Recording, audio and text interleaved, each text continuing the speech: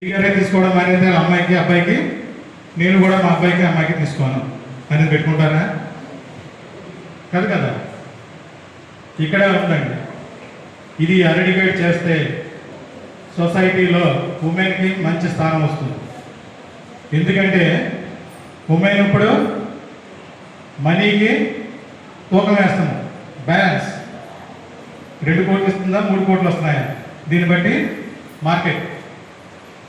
ఈ మార్కెట్ అనేది ఎవరు తీసుకొస్తున్నాం? ఫ్యామిలీస్లో మీరే కదా. భర్తన ఏంటి మన అమ్మాయికి ఎందుకు ఇవ్వాలి? ₹1 ఇచ్చి మెడిసిన్ చేయించుకోవచ్చుగా, పాపనే వస్తారు కదా సంబంధం. మనకి అది మనలో కావాలి.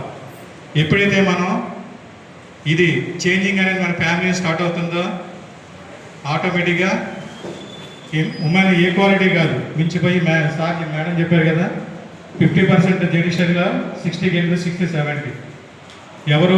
ఎవరికి తక్కువ కాదు. ఎవరికి ఉన్న గౌరవం స్థాయి ఎవరికి ఉంటుంది. ఇది మనం ఇచ్చే దాన్ని బట్టి ఉంటుంది. కాబట్టి నేను ఎక్కువ మాట్లాడను, కానీ ఇది ఈ సందర్భంగా గివ్